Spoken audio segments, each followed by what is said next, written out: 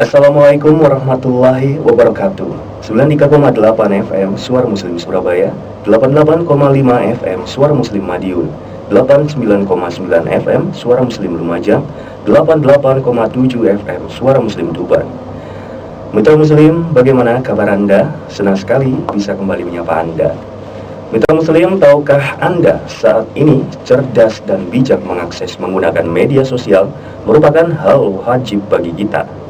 Karena dengan kecerdasan bermedia, kita dapat dengan baik mengelolanya, mengevaluasi, hingga menganalisis isi pesan di dalamnya. Demi membekali diri Anda menghadapi kehidupan yang lebih baik, nah kita akan membahas selengkapnya dalam ranah publik edisi kali ini dengan tema cerdas bermedia sosial. Saya Pandu Prasetya yang menemani Anda bersama narasumber kita Bapak Yusuf. Beliau adalah pakar media sosial dan juga konsultan IT HRD serta owner pengembang laman enerlife.id. Kita sapa dahulu. Assalamualaikum Bapak. Waalaikumsalam. Bapak apa kabar? Alhamdulillah luar biasa Mas Pandu. Alhamdulillah Bapak. Gimana Bapak perjalanan menuju ke studio? Alhamdulillah lancarin. Ya, jadi tadi itu lancar dari kampus, jadi nggak ada masalah. Alhamdulillah. Bapak, kali ini kita akan bahas tentang realita fenomena media sosial saat ini, Bapak. Silakan. Ya, jadi Mas Pandu ya, dan mungkin pendengar setia Radio Suara Muslim, baik, adalah jamak ya kalau saat ini bahwa orang-orang bersosial media. Sedikit sekali yang mungkin tidak sosial media. Bahkan sekarang ada kecenderungan yang bermain sosial media ini justru mulai sampai ke lebih muda ya, misalnya SD. Iya. Padahal dari kecil sampai dewasa semuanya pengguna media sosial. Padahal jelas nggak mungkin. Betul, karena seperti Facebook itu persyaratannya untuk mendaftar itu harus umur 13 tahun. Jadi kalau ada anak SD bisa bersosial media, misalnya main Facebook, Instagram, pasti dia telah melakukan manipulasi umur. Betul sekali. Tapi bagaimana ya, karena sekarang trennya begitu. Ya, jadi anak-anak SD aja sudah berinstagram. Ya. Cuma begini, ya, ini adalah sesuatu yang menurut saya adalah sesuatu yang jamak, artinya ya memang sudah seperti ini. Ya, nggak mungkin kita menolak. Justru kalau kita menolak mungkin justru malah kita terbelakang ya. Contoh misalnya Mas Pandu, ada seorang misalnya tidak mau WA, tidak mau menggunakan WhatsApp gitu, ya kan? Prinsipnya buat apa WhatsApp itu sudah kayak tadi tuh modern, enggak usah, aku masih cukup SMS sama misalnya telepon. Sekarang loh, orang-orang berapa banyak yang menggunakan SMS. Betul, ya kan sekali. Bahkan telepon aja orang-orang menggunakan WhatsApp. Ya kan, jadi lebih ekonomis, mudah sebenarnya. SMS kan paling cuma teks, sedangkan dengan WA itu enggak sekedar teks tapi bisa gambar, bisa lagu, suara, dokumen kayak tadi saya mengirim ke Mas Pandu tadi PDF seperti itu ya. Jadi justru nanti dia akan ketinggalan. Saya pernah melihat ada seperti kokoh tetap gak mau, itu akhirnya tetap ya harus dia menggunakan WA, karena sekarang grup-grup aja orang-orang berkomunikasi, bahkan di kantor aja yang urusan resmi formal pun harus wajib punya WA dan didaftarkan di dalam grupnya ya Bapak ya. Betul sekali. Nah, sekarang masalahnya begini Mas Pandu, ketika orang-orang menggunakan sosial media, ya, sebagian itu mungkin tidak mengalami sebuah perjalanan yang panjang, artinya pengalaman, sehingga mereka tidak tahu bagaimana menggunakan sosial media. Betul ya, sehingga apa yang terjadi, kadang-kala terjadi misalnya tiba-tiba masuk kantor, kok teman kantornya menjauh, ketinggalan informasi Bapak ya. Bukan, mungkin marah, jengkel gitu, seperti itu. Atau tiba-tiba bosnya memanggil dia, terus kemudian memberikan surat peringatan atau apa gitu loh. Nah, seperti ini. Jadi banyak hal yang seperti itu. Bahkan yang lebih berat lagi, tapi saya mungkin nggak mau sampai ke situ, yaitu sampai kemudian dituntut, dihukum di mata hukum, bahkan kemudian nanti mungkin masalah sampai di penjara. Ini kan menurut saya berlebihan kalau misalnya sampai seperti itu. Nah, ini makanya saya senang sekali bicara di Suara Muslim ini, karena saya kepinginnya ya kita nggak bisa menolak. Justru kalau menolak seakan-akan kita ada di gua. Ya kita pakai, tapi harus ada rambu-rambunya. Artinya sesuai. Kita punya rambu damu, kita maklum. Loh, masa sih kayak Facebook kan ada? Tadi saya tanya ke dosen mahasiswa saya, kalau sosial media apa sih yang ditetapkan? Enggak ada Pak. Wah, ini bahaya gitu. Harusnya ada ya, di dalam diri itu harus dibuat aturan, sehingga jangan sampai nanti merugikan orang lain. Betul sekali. Atau minimal melukai perasaan orang lain. Paling tidak digunakan dengan sesuai dengan kegunaannya ya. Iya, jadi artinya jangan sampai sesuatu itu kan pasti ada kelebihan dan kekurangan, ada manfaat, ada kerugian. Jangan sampai justru kemudian kita banyak mendapat istilahnya agamanya mudorotnya, banyak kerugiannya dibanding banyak manfaatnya. Kita manfaatkan keuntungan. Artinya apapun sekarang seperti juga pisau itu kita nggak bisa menampik, aku nggak mau menggunakan Facebook, aku nggak mau WA-an gitu. Ya kita pakai, tapi justru kita manfaatkan gitu loh ya. Jadi di samping itu sebenarnya ada yang kerugian seperti itu, nanti kita bicara lebih dalam. Sekarang sebenarnya manfaatnya banyak ya. Contoh aja ya, dengan adanya sosial media ini sekarang orang-orang yang dulu dakwah mungkin hanya ini untuk Islam yang misalnya di lingkungan tertentu, sekarang bisa lebih luas. Contoh misalnya saya lebih mudah. Contoh saya punya kebiasaan sekarang merekam itu ya. Jadi saat ada pengajian itu saya rekam. Kalau saya perhatikan masjid ini siapa sih audiensnya paling cuma sekitar 15-20, paling 50 gitu. Selesai mengajar selesai orang itu. Tapi kalau saya rekam, saya upload ke YouTube ya kan. Terus kemudian saya promosikan lewat sosial media, yang melihat tidak hanya yang di situ tapi sekitar situ lebih luas, bahkan mungkin seluruh dunia bisa melihat itu. Dan sekarang manfaatnya kan luar biasa. Artinya kita juga ikut berdakwah. Saya nggak bisa berdakwah misalnya, nggak bisa ngomong-ngomong seperti para ustadz, tetapi saya bisa ber-IT, saya rekam, saya beri judul, saya upload, saya kemas. Orang-orang senang sambil mereka bekerja di kantor, mereka bekerja di rumah, dia buka YouTube, mendengar pengajian-pengajian itu kan, kita dapat pahala, yang memberikan ceramah juga dapat pahala. Gitu. Terus kemudian kita juga bisa bikin motivasi Islam, entah dari hadis, entah dari Al-Quran, kita share lewat Facebook, lewat apa. Ini juga sebenarnya kita manfaatkan. Artinya tidak berarti bahwa sesuatu yang itu negatif nggak usah kita pakai gitu. Enggak, ini juga sebenarnya tadi saya bilang jamak. Sekarang permasalahannya bagaimana memanfaatkan ini untuk kebaikan, sesuatu yang baik ya Bapak. Baik. Yang mau saya tanyakan Bapak, adakah usia tertentu untuk menggunakan sosial ini, menggunakan media sosial ini maksud saya? Iya, betul sekali. Ya, kalau aturan secara hukum mungkin ada ya, maksudnya secara hukum misalnya contoh tidak boleh melakukan pembohongan misalnya istilahnya hoax itu bisa, apalagi hoaxnya itu misalnya merugikan yang lain, itu bisa enggak. Tapi saya mau membatasi yang lebih rendah lagi, jangan sampai misalnya contoh melukai perasaan orang lain, entah itu tetangga, entah teman kantor, entah teman sekolah kayak gitu. Prinsip saya yang pertama adalah think before post. Ya. Think before post. Ini adalah paham yang pertama kali di dalam sosial media adalah think before post. Artinya berpikir dahulu ya, sebelum kita mengklik submit. Sebelum di submit, apapun sudah siap, tinggal klik submit, dipikir dulu sih. Kita sudah klik, kita akan menerima segala konsekuensi yang betul. Ketika diklik, gak mungkin kita bisa menarik. Mas Pandu. Di delete, gak bisa, gak mungkin di delete. Ada orang yang sudah men-screenshot, sudah ada yang mendownload, gak bisa. Seperti kita ngomong sudah keluar, gak bisa kita menarik. Artinya bisa kita, mungkin omongan kita itu bisa mengangkat. Jadi pertama kali di dalam sosial media adalah think before post ya. Jadi pertama ketika pendengar suara muslim semuanya, sebelum mengklik submit, tolong diperhatikan ada nggak manfaatnya ini. Betul sekali. Tujuannya apa ketika saya mensubmit itu? Seperti saya bilang, ini saya tujuannya untuk misalnya berdakwah, memberitahukan yang baik. Oke, kan nggak masalah. Tapi ini kan ada yang menyinggung orang lain. Nah, ya itu. Jadi dipikir dulu masa-masa, jangan sampai kemudian menyesal karena setelah diklik nggak bisa ditarik. Iya, karena apapun sudah keluar itu merupakan segala konsekuensinya kita harus menanggungnya. Iya, betul. Dan sebaiknya kita menggunakan media sosial ini, kita berpikir dahulu apakah bermanfaat lebih banyak untuk orang lain juga, Bapak ya.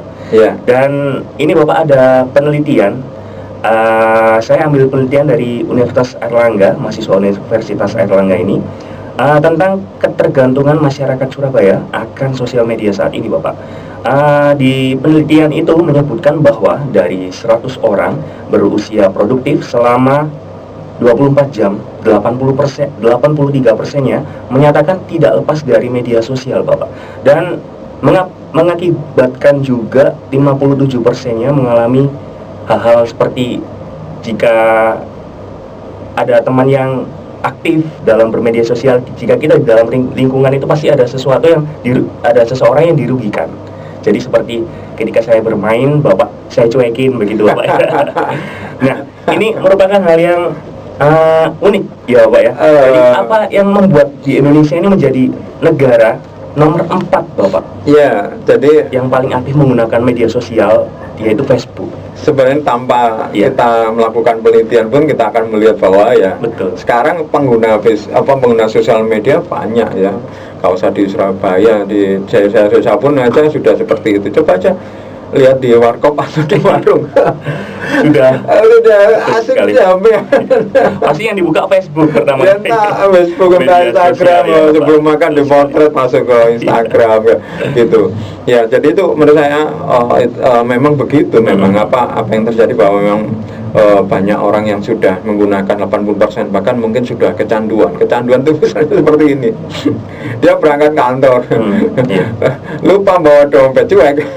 Kalau lupa bawa handphone pasti langsung balik. Jangan kan malu sudah sampai kantor pulang lagi. Saya pun juga seperti itu, Bapak.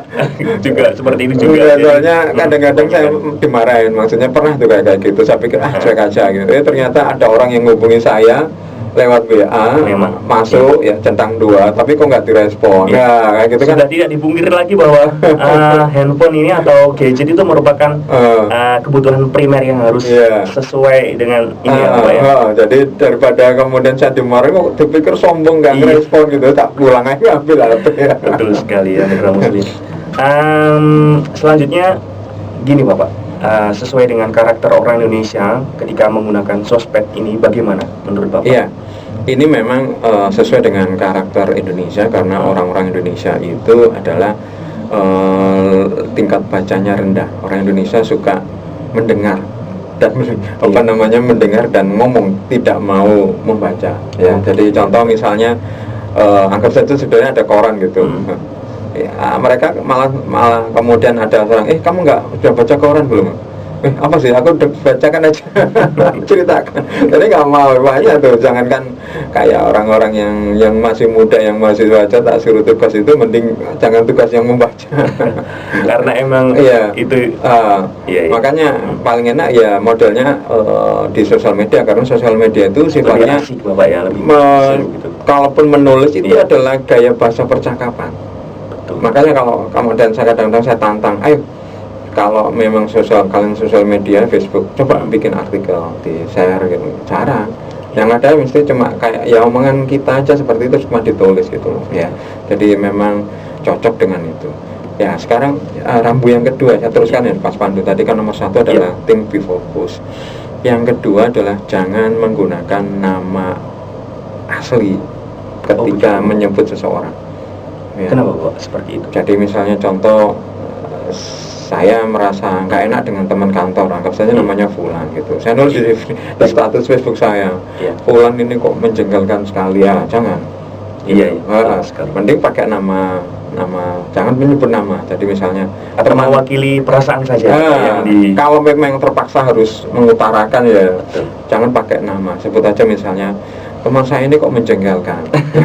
biar yang tadi teman tuh mikir, ini pasti itu aku. Misalnya saya yang status Facebook dari Yusuf saya gitu. Wah, itu Yusuf kan temannya Yusuf kan banyak. Maksudnya bukan saya maksudnya. Banyak sekali juga terkadang itu mereka yang tidak kita kaitkan, mereka merasa begitu. Iya. Kadang meskipun kita benar, kita sampaikan itu dengan benar. Kalau memang menyinggung perasaan dia misalnya, bos saya ini benceng, langsung bos meskipun yang dilakukan bos itu benar, salah dan kita ngomongnya itu benar, tapi pasti ada sesuatu karena apa? Itu ketika ngomong di sosial media itu berarti dilihat banyak orang. Dia sudah berpikir banyak. Jadi kalau misalnya contoh, kalau saya ngomong Mas Pandu ini gini, ngomong cara dua mata, mungkin sampai ya marah, tapi kan nggak terlalu marah banget karena dua mata, maksudnya 4 mata. Tapi kalau saya ngomongnya di sosial media, dia merasa terhina Bapak ya. Terhina karena kan yang baca banyak orang gitu. Apalagi kan kita kan nggak bisa ngapus, itu punyanya saya misalnya, punya orang lain. Tapi tentang kita gitu. Jadi kalau saya memang kepepet misalnya pendengar suara muslim semuanya adalah ingin harus mengutarakan di sosial media, jangan menggunakan nama aslinya. Baik. Pakai inisial pun juga nggak boleh. Iya. Muhammad Yusuf MJ, jangan, ya kan saya teman saya gitu aja. Nah, tapi yang ketiga menurut saya, Iya. jangan membuat status atau sesuatu yang berkaitan dengan teman kantor, teman kuliah, kepala sekolah, rektor, dekan, bos. Jangan yang dekat-dekat, istri, anak, suami, jangan. Ya, jangan usah. Loh, besok ngomong apa? Ketemu ya, ngomong yang lain. Iya, betul. Kalau ngomong seperti itu, ya jangan di sosial media. Apalah gitu. Mau saya batasin itu. Gitu ya. Pokoknya jangan membicarakan, apalagi membicarakan sesuatu yang tidak enak. Nah, tidak enak. Kalau memang orang lain, itu ya yang enak-enak misalnya. Aku barusan ditraktir sama Mas Pandu. Wah, mantap. Terima kasih Mas Pandu ya. Semoga rezekinya lancar. Saya yakin Mas Pandu tambah traktir lagi ya. Betul sekali. Itu akan. Betul sekali Mitra Muslim. Jadi kalau kita berbicara tentang hal-hal yang harus kita sadari Bapak, atau yang harus dipertimbangkan ketika kita bermedia sosial, bagaimana Bapak? Pertimbangan bersosial media. Iya. Apa yang harus kita sadari sebelum kita itu bermedia sosial, atau yang harus dipertimbangkan ketika? Yang pertama tentu kalau kita mau bersosial media, kita harus pelajarin dulu adalah sosial media tersebut. Ya, karena punya aturan-aturan sendiri, punya karakter-karakter sendiri. Contoh misalnya kalau kita mau bersosial media lewat Twitter itu punya keterbatasan dengan teks. Ya, teksnya pendek, kalau nggak salah tidak sampai 250 seingat saya. 208 dulu 160 ya, dikurangi username jadi 140 karena 160 dulu itu dikembangkan karena sesuai SMS kan dulu 160. Iya. Jadi Twitter itu kayak SMS-nya online. Sekarang dinaikkan jadi 280 tapi baru bisa dipakai mungkin 250-an karena dikurangi username. Iya. Ya, jadi dipelajarin seperti itu. Kemudian kayak Instagram ini lebih banyak gambar-gambar, yang foto, kartun atau apa, sehingga nggak bisa main terlalu banyak kata, ya. Jadi kita harus perhatikan itu. Kemudian kaitan dengan itu kita lihat juga aturan-aturannya. Ya, pada dasarnya mereka memang aturannya lunak sih, karena yang mereka kepinginnya orang-orang barat sana yang bikin ada banyak yang pakai, nggak usah terlalu banyak batasannya. Seperti tadi tuh, misalnya saya bayangkan ya. Untuk menggunakan Facebook minimal umur 13 tahun. Saya daftar, tapi saya tuakan lerenya. Bisa kenyataannya. Kalau misalnya harusnya beneran, misalnya ya, sebelum daftar, tolong upload scan fotonya KTP. Saya berpikir kayak gitu, mungkin akan bener-bener, wah ini bener sesuai umur gitu loh. Tapi kan dibuat gampang, dibuat berapa, lu kan kamu sudah ngaku ini, padahal buktinya mana gitu kan, belum tentu juga karena dia ngaku-ngaku tua gitu kan. Coba misalnya ada persyaratan menunjukkan kartu identitasnya, mungkin tidak, tapi kan sekali lagi mereka kepinginnya juga mendaftar yang sebanyak-banyaknya. Betul sekali.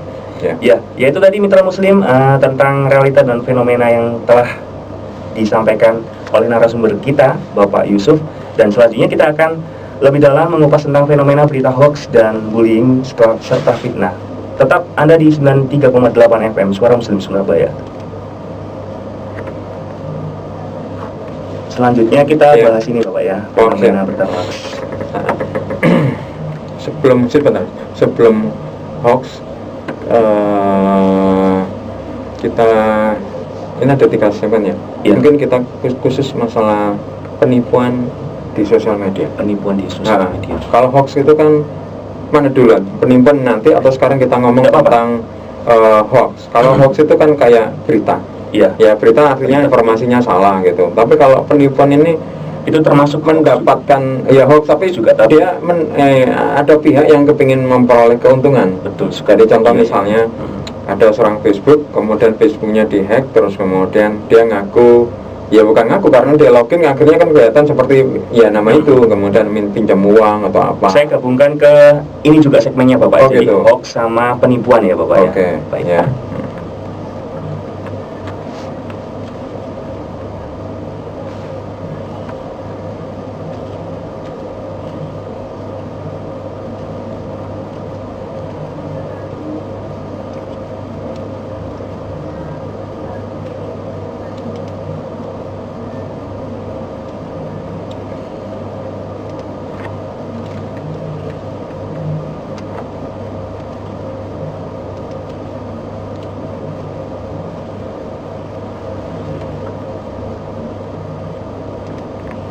Suara Muslim Radio Network, kita tadi sudah berbicara tentang realita dan fenomena media sosial saat ini Bapak ya. Iya. Dan selanjutnya Mitra Muslim kita akan mengupas tentang fenomena berita hoax serta kasus-kasus penipuan ya Bapak yang sudah terjadi.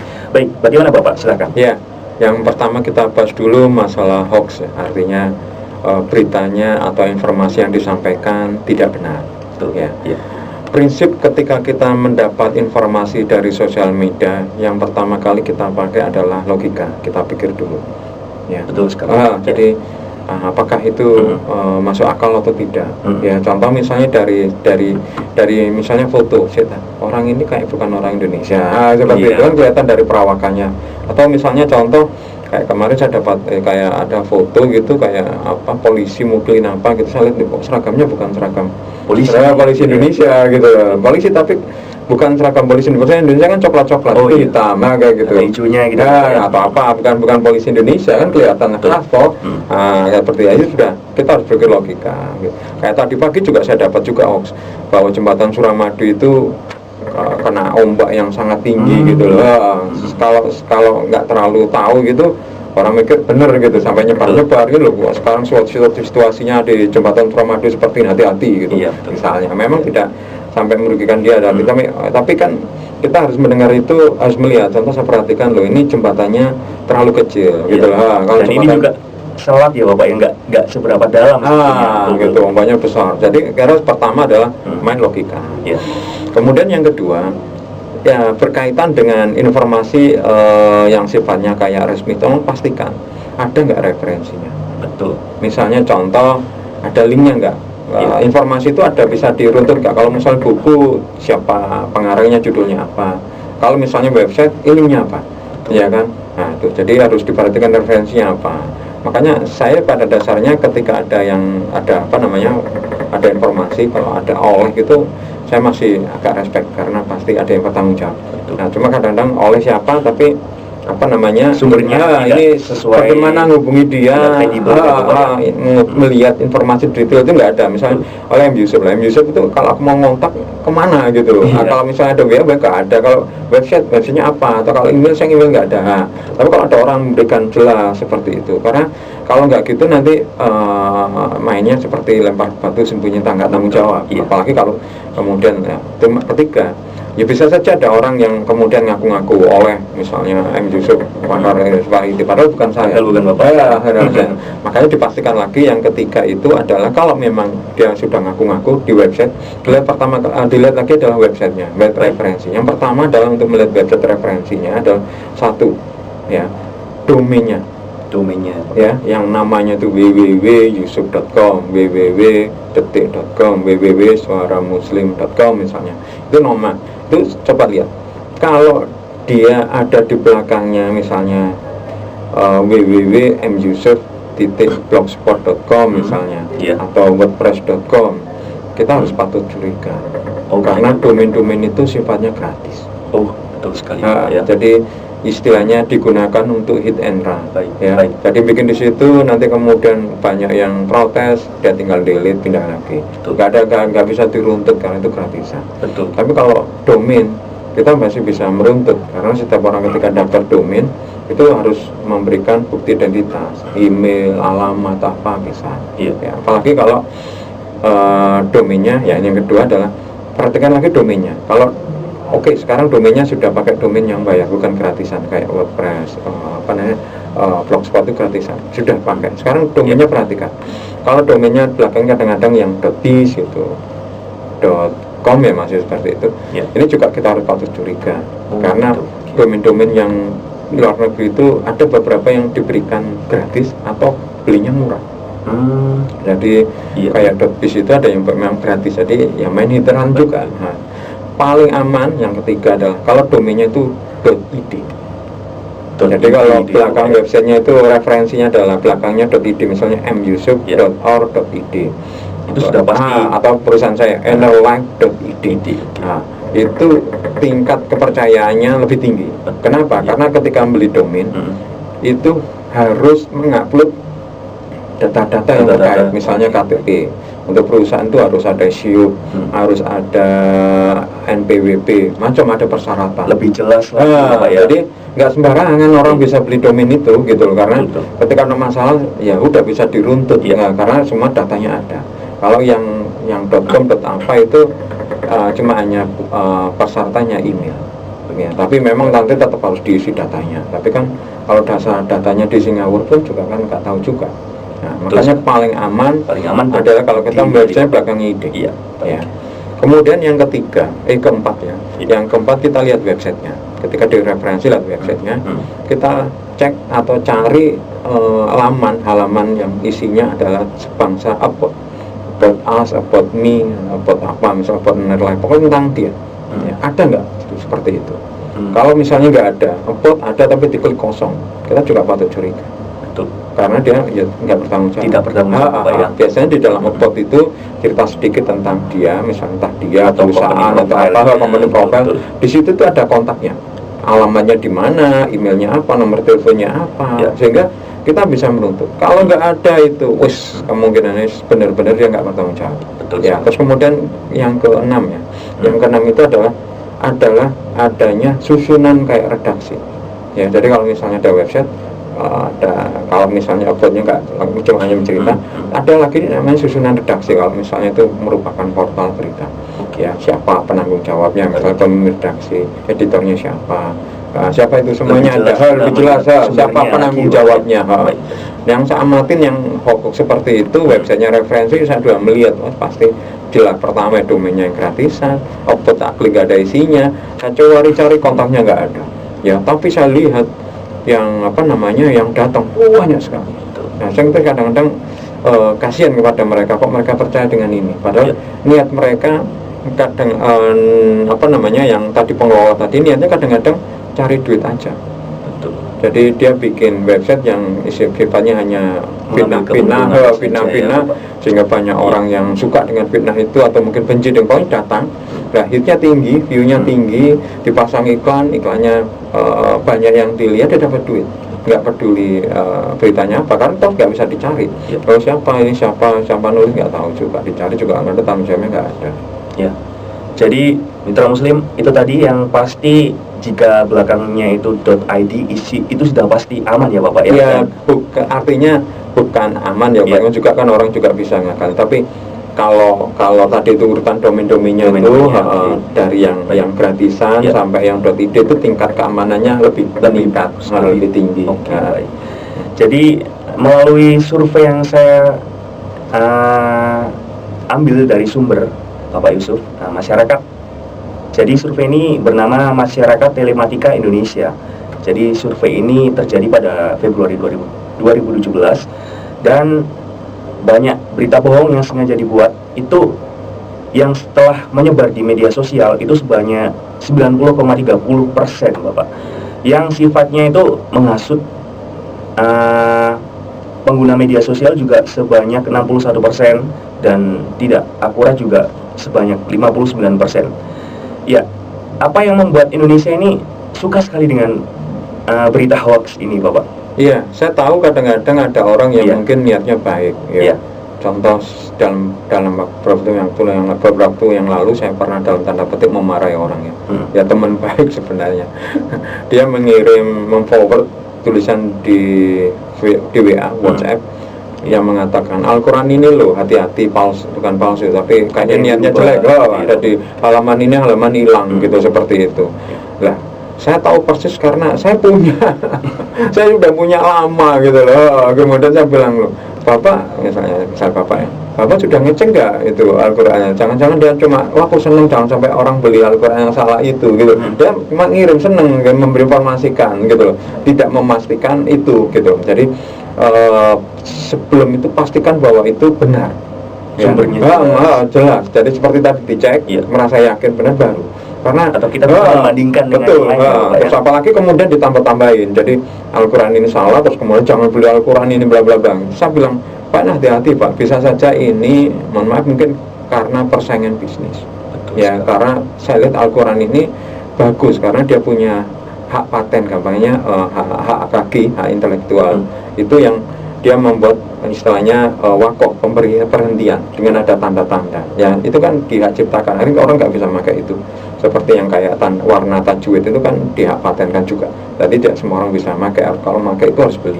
Nah, padahal orang ketika orang baca Al-Quran nggak tahu berhentinya yang pasnya beli Al-Quran itu. Ya, ini kan laris kemudian. Nah, menipu seperti kan turun takut yang seperti itu. Nah, sebelum hati-hati Pak, ini bisa saja sosial media gitu. Oh ya Pak, mohon maaf, memfitnah gitu loh. Itu mungkin karena persaingan bisnis. Terus kemudian dia minta Pak, saya bilang, loh Pak, jangan minta maaf ke saya gitu. Minta maaf kepada penerbit Al-Quran tadi, karena dengan Bapak nyebar itu mungkin ada yang ikut caranya Bapak, ya menyebar lagi, terus kemudian jangan membeli atau kemudian membawa seperti itu kan, kan bukan ke saya nggak apa-apa gitu. Saya cuma ngomong bahwa jangan gampang untuk men-share karena mungkin tujuannya baik tetapi nggak salah. Jadi pastikan satu, ketika Bapak Ibu sekaliannya mendapat informasi itu, pastikan bahwa satu, datanya itu benar ya. Tapi sebenarnya sebelum satu tadi itu nomor dua ya. Nomor satu itu pastikan bahwa sudah dibaca. Sudah dibaca belum isinya gitu ya Bapak ya. Ini kadang-kadang saya lucu, gampang share gitu, kemudian nggak dibaca, belum tahu masih mending nggak dibaca. Dia judul itu langsung share gitu. Contoh misalnya, saya pernah gitu, saya itu, sebentar, ini lo sudah sore, lo kenapa sebelum kamu tadi lo bilang renungan pagi? Oh ya tak, berarti kamu sudah baca belum? Ya aku tak dapat, langsung share loh kan. Kalau kamu baca kan, kamu ngedit lagi, tambahin renungan sekarang sudah sore, renungan sore atau renungan malam. Akhiran saja yang dibaca Bapak. Iya, depan awalnya nggak ikut dibaca juga ya Bapak. Itu masih mending ada lagi misalnya saya tanya lagi dalam ini lo. Oh my god, lu kan kamu yang nge-share, lu nggak tahu lu ya, kamu nge-share malah nggak tahu kan? Ya ini, jadi pastikan dibaca dulu. Yang kedua tadi pastikan kebenarannya, ya. Kemudian yang ketiga, apa namanya? Ini istilahnya kayak pepatahnya orang Barat, yaitu too good to be true. Too good to be true, artinya kok ini terlalu baik, terlalu luar biasa. Orang Barat itu kalau melihat terlalu luar biasa, kita harus lebih hati-hati. Oh iya, benar sekali. Misalnya contoh, ada cewek didekati cowok itu nggak wanteng, soge, alim, winter, baik hati, tidak sombong. Ini kan seperti itu kan seperti ada apa ini? Ya bisa saja benar sih, tapi kalau orang baru bilang ini, kalau seperti misal sudah bagus apa gratis sih, ya nopo lengkap sepertinya Pak. Ini tuh true, hati-hati ya. Jadi kita harus juga menggunakan paham itu juga. Nah, ini kok terlalu berlebihan sih? Normalnya di dunia itu pasti ada ada sesuatu yang lain. Betul. Gitu. Nah, jadi ada plus sama minusnya. Nah, itu yang perhatikan. Jangan sampai kemudian terjebak di situ. Baik. Nah. Tadi sepertinya kita sebelumnya sudah sedikit berbincang dengan Bapak Yusuf tentang penanggulangan jual beli apa Bapak? Penipuan ya? Iya, penipuan ya. Sekarang kita lanjut lagi. Kalau hoax itu pada dasarnya kan cuma beritanya itu tidak benar dan disampaikan atau di-share ke lagi yang lain. Yang rugi biasanya ada beberapa orang yang kemudian dibina, tapi kebanyakan ya sifatnya tidak merugikan. Ya, cuma ya ada beberapa. Cuma sekarang ada yang namanya berita hoax, tapi itu mendapat manfaat. Jadi orang yang mengirim itu pertama kali mungkin membuat itu mungkin dapat manfaat ya.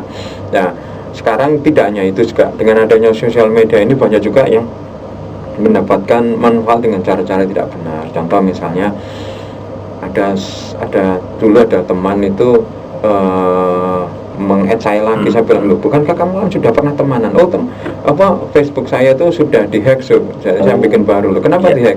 Nggak tahu kenapa. Nah, sekarang permasalahannya orang yang menghack saya itu terus kemudian menghubungi teman-teman saya, saudara-saudara saya, dia pinjam duit. Wah, itu sudah banyak terjadi Bapak. Betul kan? sekali. Dan sebagian percaya karena kan ya yang ngirim kan tetap atas nama itu gitu kan, kata nggak tahu benar atau enggak kan ya seperti itu. Akhirnya beberapa orang yang memang ngirim uang kayak gitu. Ketika kan kadang-kadang ya sungkan kan, misalnya kalau sudah baik kan nggak mungkin aku nakir gitu.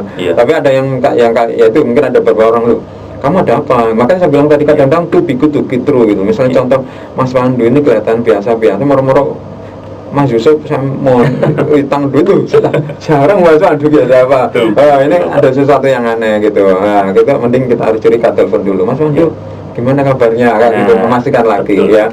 Jadi ketika ada seperti itu pastikan akurasinya ya. Itu sesuatu yang sifatnya yang berkaitan apalagi dengan materi, misalnya mengirim barang, mengirim duit, pastikan ya. Jadi misalnya ada orang tiba-tiba, meskipun itu akunnya saudara, akunnya orang tua pun ya kan, anak pun, pastikan juga.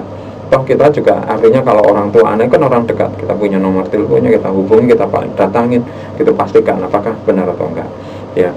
Yang kedua adalah ketika ada seperti penipuan seperti itu, kadang-kadang dia meminta menghubungi nomor-nomor tertentu di dalam situ. Ya. Jadi pernah suatu ketika misalnya saya didapat kayak WA itu bahwa dibilang bahwa misalnya bapak telah dapat hadiah seperti ini. Silakan hubungi ini. Nah, jangan hubungi di nomor itu. Oh iya, benar sekali. Betul. Kalau nomor itu ya pasti ya sudah satu komplotan modus ya Bapak ya. Betul sekali. Saya pernah itu, jadi benar-benar meyakinkan Mas Pandu. Jadi ada surat gitu, di dalamnya ada potongan dulu yang saya gunting gitu ya, memang saya isi datanya, terus dikatakan saya dapat hadiah mobil seperti itu. Ya dapat mobil, bisa ngubungin ini gitu. Anda tinggal membayar pajaknya gitu. Apakah segampang itu juga? Gitu lah. Sekali. Yang orang-orang yang menerima itu kebanyakan langsung telepon gitu. Dan sana sudah siap. Oh iya, silakan ditransfer, ini tidak buru-buru, kalau enggak ini habis hadiahnya gitu. Saya lihat dulu sebentar. Ini departemen apa yang itu, atau pihak apa, perusahaan apa. Tidak ada angin, tidak ada hujan, tahu-tahu dapat hadiah mobil, itu kan juga patut dipertanyakan kan ya Bapak ya. Telepon sama perusahaan, cari di website nomor kontaknya apa, bukan yang di surat tadi atau di informasi itu, cari di website, telepon. Pak, mohon maaf, apakah ada misalnya undian pemberian hadiah ini atau ini, kok kami dapat ini, di scan atau di foto, kirim balik ke dia, di email atau mungkin di WA kalau sekarang, itu pastikan ya. Karena kadang-kadang kalau sudah dikirim terus kemudian kita melaporkan susah juga, meskipun ya sudah jelas mungkin nomor rekeningnya ini yang kita kirim, masih agak susah untuk menarik lagi uangnya. Jadi lebih baik daripada mengirim kemudian kita meminta, lebih susah ya, sebelum ngirim kita pastikan kirim itu sesuatu itu benar. Betul ya. Itu tadi Mitra Muslim, obrolan kita tentang berita hoax dan penipuan di kalangan media sosial ya begitu Bapak. Iya betul sekali. Nanti kita akan lanjutkan obrolan kita tentang konsekuensi bermedia sosial. Tetap di 93,8 FM Suara Muslim Surabaya.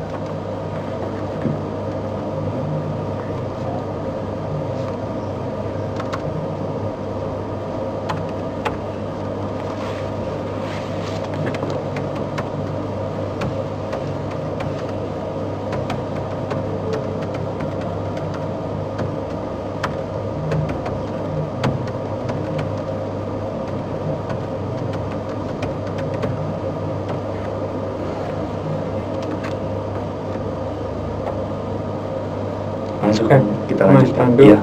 Bisa nggak kita review sebentar suaranya kayak apa? Bisa. Boleh.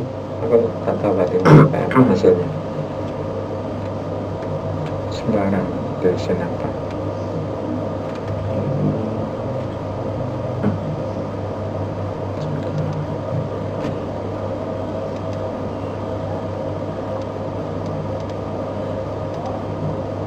Gitu, memastikan lagi ya. Jadi ketika ada seperti itu pastikan akurasinya ya, untuk sesuatu yang sifatnya yang berkaitan apalagi dengan materi, misalnya mengirim barang, mengirim duit, pastikan Suaraku nggak terlalu ngebas ya, jadi misalnya ada orang Suara nggak terlalu ngebas. sudah bagus kok, Pak. orang tua pun ya kan, anak pun pastikan juga. Malah pendengarannya Juga. ini yang Artinya kalau lebih orang kenceng tua suaranya daripada ini. punya nomor telepon Oh gitu. Iya. Oh. Makanya saya Gitu, juga Pak. agak dekat tadi kok Benar atau enggak? kedengarannya. Ya. Yang kedua Keluar. adalah Oh gitu. ketika ada seperti penipuan seperti itu, kadang-kadang suara saya seperti mendung meminta gitu. Oh enggak, ini bagus. pemberian hadiah ini atau ya. Itu tadi mitra muslim Ya. obrolan kita Ini. tentang Oh, jadi sebenarnya suara saya ya. Suara sampai enak, lebih gak berat. Suara saya berat. media sosial. Iya, betul. Atau Bapak mau mungkin Kita minum akan dulu, Bapak? melanjutkan Oh, enggak. obrolan kita tentang Tapi tadi sudah bagus kok, Bapak. Ini sudah jelas. Enggak bagaimana suara saya memang. Tadi tapi bisa edit lagi kok. Ah. konsekuensi bermedia sosial. Tetap di 93,8 FM Suara Muslim Surabaya. Barang dari sana. Kok suara kok? Iya, enggak apa. Suara apa itu? Enggak, ini tadi ada yang masuk sedikit Dari saya. bukan dari sini. Iya, tadi kan setelah kita closing segmen ini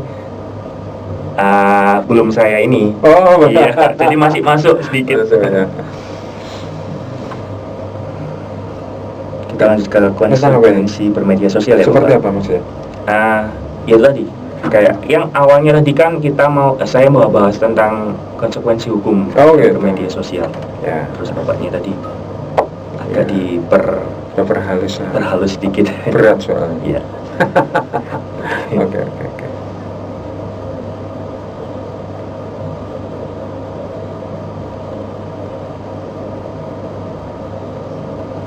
Baik Bapak siapa ya? Siap. Suara Muslim Radio Network. Ya, mitra Muslim, tadi kita sudah berbicara tentang fenomena berita hoax serta banyaknya kasus penipuan di media online, mitra Muslim. Sekarang kita masuk ke konsekuensi bermedia sosial. Baik Bapak, seperti yang telah kita obrolkan tadi tentang media sosial, konsekuensi apa saja dan apakah ada hukum yang memaparkan tentang penggunaan media sosial? Ya. Ya. Jadi konsekuensi itu berarti akibat ya dari apa yang kita lakukan. Ya. Konsekuensinya bisa dua, yang positif dan negatif. Yang positif banyak ya. Misalnya contoh, kita punya barang di share di sosial media kita, banyak yang beli. Itu konsekuensi positif ya, Itu Bapak, ya? kita punya tulisan-tulisan bagus, banyak orang yang baca. Kita punya siaran-siaran yang bagus, orang berterima kasih seperti itu. Tapi ada konsekuensi negatif ya, dimana kadang-kadang itu tadi seperti yang di segmen pertama, ada yang mungkin tersinggung, ada yang tidak terima gitu, ada yang mungkin lebih daripada nggak tersinggung ya. Ya sudah, karena ketika disampaikan di media umum seperti itu, pikiran mereka adalah yang mendengarkan banyak orang ya, sehingga tidak cukup dengan misalnya mendelete, tidak cukup dengan meminta maaf gitu Bapak ya. dia kemudian ingin menghajar kita, misalnya menuntut hukum kita perlu kita dipenjara atau apa, sehingga sekali lagi yang tadi hubungannya bahwa ini sesuatu yang sebenarnya menurut saya sesuatu yang sederhana, sesuatu yang ringan, sesuatu apa, jangan sampai kemudian mendapat konsekuensi berat, konsekuensi yang berdampak hukum ya. Jadi tadi dipastikan sekali lagi ketika nyampe ada untung ruginya kan. Ya. Jadi kalau bentuk konsekuensi hukum seperti apa Bapak? Konsekuensi hukum sekarang kan ada undang-undang ITE ya, dimana misalnya contoh menyebarluaskan kebencian gitu seperti. Kemudian ada lagi di undang-undang pidana yang mengatakan misalnya melakukan perbuatan tidak menyenangkan. Ini kan agak lentur kan, perbuatan tidak menyenangkan itu. Iya. Banyak sekali. Dan memang ketika misalnya ada seseorang membuat status di Facebook dan kita merasa tidak senang dengan sesuatu, bisa dilaporkan ya kan. Sehingga itu undang-undang pidana itu bisa berbahaya, meskipun kadang-kadang kok cuma masalah Facebook, masalah cuma status saya seperti itu ya. Itu makanya sekali lagi saya prinsipnya tadi itu think before post ya. Sebenarnya apakah ada juga untuk perlindungan secara hukum bagi pengguna media sosial itu sendiri Bapak? Jika semisal kita sebenarnya saya menggunakan media sosial, akhirnya ada yang tersinggung dan melaporkan hal itu ke pihak yang berwajib. Adakah secara perlindungan hukum saya sebagai media sosial penggunanya, bagaimana Bapak? Sebenarnya gini, kadang ada beberapa orang yang berpikir bahwa sosial media ini kan sebenarnya canggih. Kita bisa men-share berdasarkan security-nya, berdasarkan share-nya, misalnya private, unlisted atau public, friend, friend as friend, seperti itu. Tapi tentu juga bisa. Itu sekali lagi hal seperti itu, meskipun memang ada setting-settingan seperti itu, ketika sudah, saya bilang tadi, sudah submit, itu kita nggak bisa mengkontrol. Ya, contoh dulu saya bikin tesis itu tentang kasus Prita. Kasus Prita itu dituntut sama rumah sakit, ya, dan dia sempat masuk penjara. Ya, yang menarik adalah Prita, gampangnya ngerasani, misalnya ngerasani rumah sakit itu dengan email pribadi. Saya ngirim email ke Mas Pandu. Saya merasa hanya Mas Pandu gitu ya kan. Seperti saya ngobrol empat mata seperti itu. Dan mungkin Mas Pandu merasa, oh ini bagus ini, forward lagi, meng-email di forward lagi. Ya, ada lagi mungkin dari yang lain, dari Mas Pandu terima tadi itu mungkin kemudian mengirim lagi ke mana-mana. Akhirnya yang sebagai pribadi tidak terkontrol. Makanya jangan merasa bahwa meskipun settingannya sudah merasa, oh ini private, ini. Ketika submit sudah masuk online, kita nggak bisa mengkontrol. Betul. Ya, jadi dari sisi sosial, aplikasi sosial itu memang ada settingannya, masalah security-nya, masalah private-nya, masalah apa itu, privasinya ada, tetapi itu kadang-kadang tidak berlaku. Ya, misalnya contoh kenyataannya kasus Prita tadi itu juga ya masuk penjara. Padahal awalnya juga itu dari email pribadi gitu loh. Akhirnya diangkat dan disebarluaskan ya Bapak. Iya, jadi jangan gampang percaya atau mengandalkan bahwa masalah yang tadi itu, masalah security, masalah privasi yang settingannya udah itu kadang-kadang seperti contoh juga, misalnya contoh ini yang kedua ya, ketika kita menggunakan tadi masalah konten tadi bikin, yang kedua adalah jangan sampai kita menggunakan konten-konten yang sifatnya melanggar hak cipta. Baik. Ya, misalnya contoh foto itu punyanya orang lain, kita share karena apa lagu yang mungkin apa gitu. Jadi kita pastikan bahwa itu hak ciptanya oke. Karena kadang-kadang ya, oh ini kan hanya tertentu, siapa tahu dari ya udah namanya internet akhirnya sampai ke yang punya karya itu. Sehingga mungkin kita diisu. Ya, ini ada banyak kasus juga, saya sendiri juga pernah mengalami juga itu, diisu dengan adanya pelanggaran hak cipta seperti itu. Padahal saya merasa ini kan cuma hanya lokal. Jangankan itu, saya bikin PowerPoint, ya PowerPoint untuk kalang terbatas, maksudnya di kelas misalnya. Saya tidak pernah menggunakan foto-foto yang ambil dari internet. Karena bisa jadi meskipun ini terus kemudian ada misalnya pendengar tadi bilang, Pak boleh minta materinya gitu. Meskipun saya bilang ini untuk Bapak sendiri ya, Ibu sendiri, jangan di apa-apa ini, kita nggak bisa ngontrol. Di komputer ada yang lihat, oh bagus ya, nanti diupload. Dan nanti ketahuan juga akhirnya, mungkin cepat atau lambat foto itu juga ketahuan siapa yang pemilik foto, kemudian nuntut ini kan fotoku kok dipakai untuk ini gitu, Pak minta izin sama aku ya. Ini ada yang foto, ada apa-apa, pastikan masalah yang hak cipta itu ya. Jadi terus kemudian yang ketiga masalah kan kita merasa bisa berlindung masalah security, terus kemudian apakah ada perlindungan terhadap itu? Ya nggak ada kayaknya Mas Pandu. Makanya lebih baik kita yang harus menjaga. Kalau sudah seperti itu, ya sudah, itu nanti tergantung di mananya. Jadi kalau misalnya sampai kemudian diurus secara kekeluargaan, ya mungkin. Tapi kalau misalnya nggak bisa, ya udah nggak bisa kan kadang. Karena sudah ketika sudah submit, send, meskipun sudah di delete, ya itu nggak bisa. Karena orang mungkin ada yang screenshot, ada yang mendownload. Jadi itu tadi, kalau saya prinsipnya lebih baik mencegah daripada kalau sudah terjadi kemudian kita berlindung apa gitu. Itu lebih sulit lagi ya. Lebih sulit ya. Baik. Jadi kalau kita melihat kebanyakan media sosial sekarang ini kan banyak digunakan oleh kalangan remaja, Bapak. Iya. Jika kalangan remaja itu melanggar hukum, kalangan remaja yang pengguna media sosial itu melanggar hukum, bagaimana konsekuensi yang didapat, Bapak? Ya, dan kalau dia melanggar hukum tentu nanti akan diproses sesuai dengan hukum. Saya nggak tahu apakah nanti misalnya hukumannya misalnya dia cuma dibina atau di apa, atau mungkin masuk penjara sesuai dengan proses hukumnya tadi itu. Makanya kalau saya jangan sampai sesuatu yang sebenarnya ringan sampai kemudian menjadi besar, sehingga sampai harus merugikan misalnya di penjara atau kemudian harus bayar denda gitu. Makanya tadi itu prinsipnya, jangan sampai menyinggung perasaan. Kalau memang sangat benar-benar ingin mengutarakan hati yang terdalam itu tadi, jangan menggunakan nama. Terus kemudian jangan menyebut spesifik teman kantor saya loh. Teman sekolah saya, teman kuliah saya, waduh, teman gitu aja.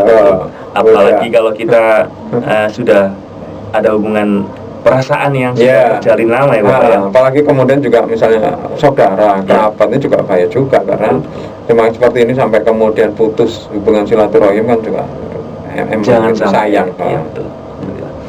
Yaudah, begitu saja mitra muslim yang bisa saya sampaikan dalam segmen konsekuensi bermedia sosial. Nanti kita lanjutkan dalam peran pemerintah dan regulator dalam program pemerintah tentang internet sehat. Tetap di Suara Muslim Surabaya 93,8 FM. Selanjutnya ini Bapak ya, peran Mas Pandu tentang pemerintah ini loh Bapak. Internet sehat, program pemerintah internet sehat. Terus yang dimasalahkan apa? Nggak ada, kita bahas bagaimana menurut Bapak itu aja ya. Apakah sudah berjalan dengan baik, itu aja.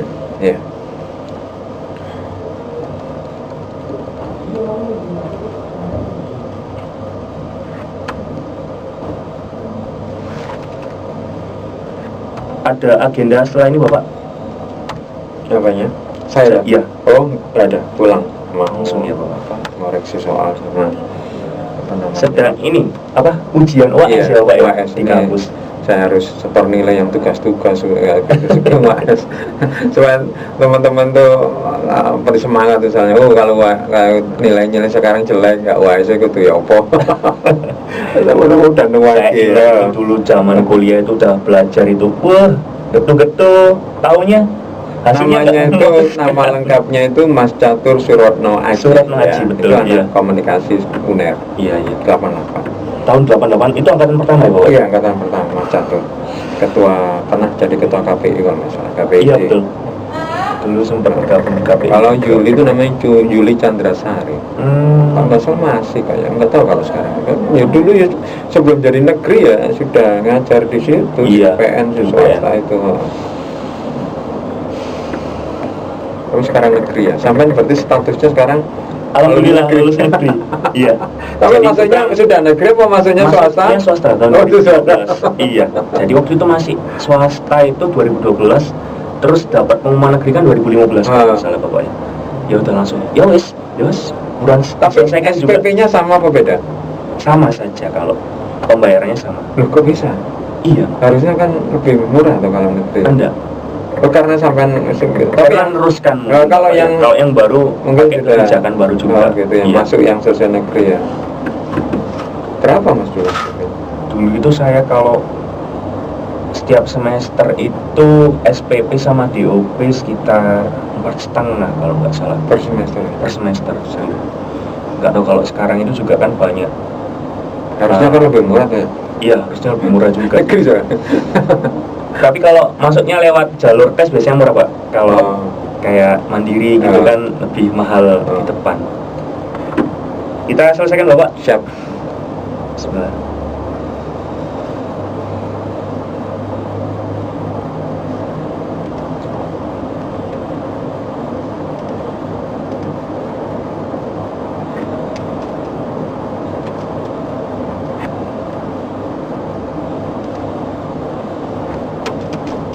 Media sosial. Nanti kita lanjutkan edit.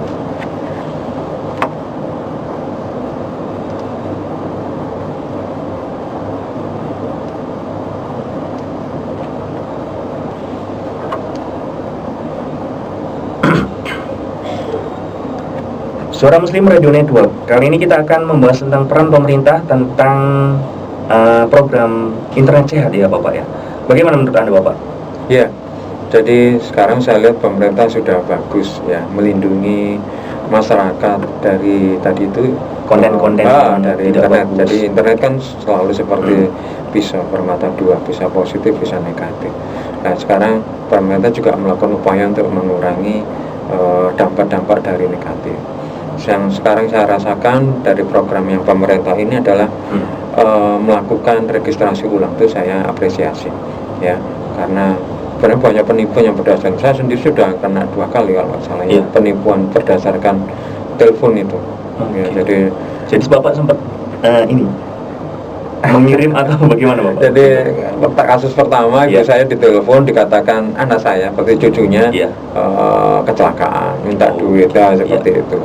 Saya sampai ditelepon, untung ibu saya itu agak cool, maksudnya dia nelpon ke saya balik, ya enggak, saya panik juga. Cuma kan itu kan urusannya bapak gitu lah, sehingga saya dihubungin. Kenapa kok saya, kok neneknya bukan bapaknya? Ketika bapaknya bilang apa namanya, saya bilang loh masa sih enggak apa-apa, tapi saya pengerti benar, saya cek lagi gitu loh, ternyata salah. Yang kedua benar-benar telepon ke saya, dikatakan bahwa anak saya seperti ini gitu. Saya tahu bahwa anak saya sekarang ada di rumah.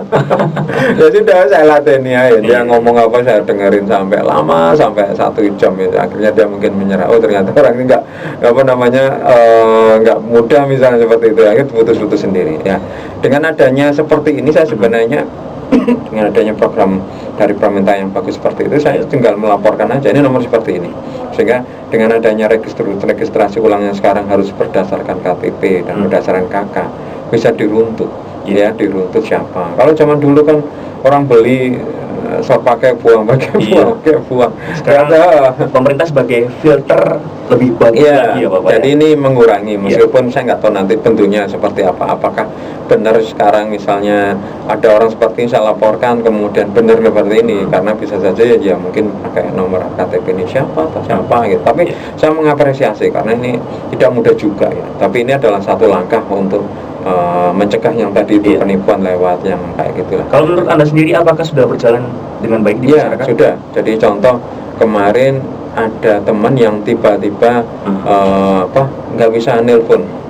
Ya, saya bilang saya pikir masalah software. Jadi sudah saya betulin softwarenya macam-macam nggak bisa. Saya bilang aneh gitu loh. Saya tes yang lain nggak bisa. Akhirnya bukan HP-nya, bukan softwarenya, kartunya. Saya bilang sudah didaftarkan belum?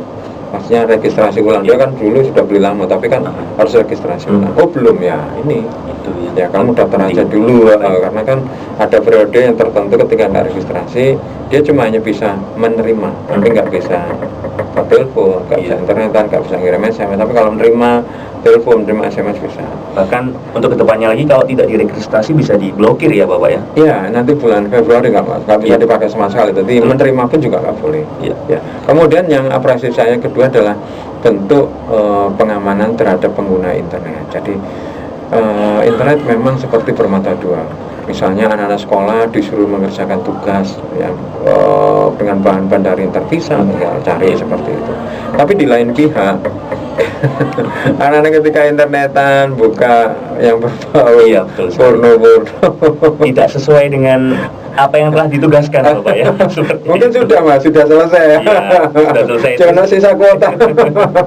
Saya ada sisa waktu ketika di warnet dimanfaatkan atau seperti itu. Itu yang seharusnya memang jadi bidikan pemerintah ya. Jadi seperti itu. Jadi ini sudah ada. Salah satunya adalah menggunakan